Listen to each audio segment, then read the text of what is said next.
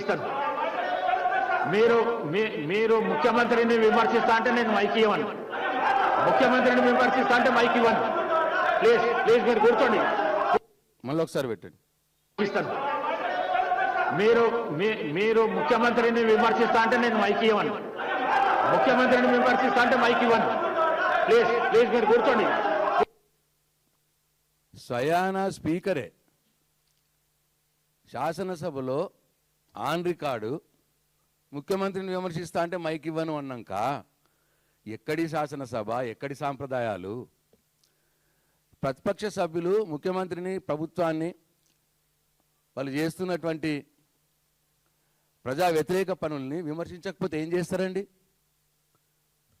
శాసనసభలో ప్రతిపక్ష పార్టీ సభ్యుల యొక్క రోల్ ఏంది, పాత్ర ఏంది?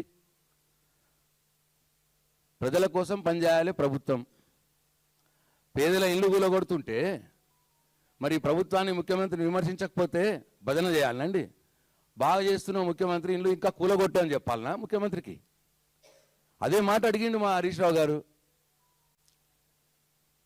పేదల ఇల్లు కూలగొడుతున్న వాళ్ళంటే కూడా ముఖ్యమంత్రిని విమర్శించొద్దు అని అంటే, స్వయాన స్పీకర్ గారే అంటే ముఖ్యమంత్రిని విమర్శిస్తే మీకు మైక్ ఇయ్యను అంటే మరి ఇక మేము అసెంబ్లీకి పోయి ఏం లాభం? అటు ముఖ్యమంత్రి సభా సాంప్రదాయాలను తుంగలో తొక్కి ఎన్నడూ లేని విధంగా క్వశ్చన్ అవర్లో గంటసేపు మాట్లాడుకుంటా ఇష్టం వచ్చినట్టు రోతమాతలు మాట్లాడతాడు. దాన్ని స్పీకర్ గారు ఆపరు. మరి మాకు మా సమాధానం, మేము అడిగిన ప్రశ్నలకు సమాధానం రాలేదు అని మళ్ళీ ఒకసారి అడుగుదాము అంటే మాకు మైక్ ఇవ్వకుండా, పైగా ముఖ్యమంత్రిని విమర్శిస్తే మీకు మైక్ ఇయ్యను స్పీకర్ గారు అంటే అసెంబ్లీకి ఎందుకు పోవాలి మేము? అందుకే టీఆర్ఎస్ పార్టీ శాసనసభ పక్షం నిర్ణయం తీసుకున్నది. ఎందుకంటే ప్రజా సమస్యలను ప్రస్తావించడానికి అవకాశం లేదు మాకు.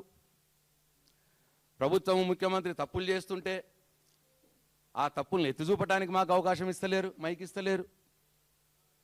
ప్రజల పక్షాన సమస్యలు అడుగుదాము అని అంటే మాకు మైక్ ఇయ్యరు.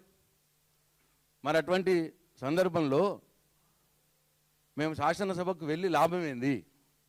అందుకే ప్రజలందరికీ కూడా అర్థం కావాలి, తెలంగాణ సమాజానికి కూడా విషయం తెలియాలన్న ఉద్దేశంతో ముఖ్యమంత్రి గారి ఆ జగుత్సాకరమైనటువంటి వారి మాటలు శాసనసభలో ఏవైతే మాట్లాడుతున్నాడో దాని వైఖరికి నిరసనగా, స్పీకర్ గారి పక్షపాత వైఖరికి నిరసనగా, ముఖ్యమంత్రిని విమర్శిస్తే మీకు మైక్ ఇయ్యను అన్న మాట మాట్లాడినందుకు స్పీకర్ గారి పక్షపాత వైఖరికి నిరసనగా మేము నిన్న శాసనసభని ఈ సెషన్స్కు బైకాట్ చేయడం జరిగింది అని చెప్పి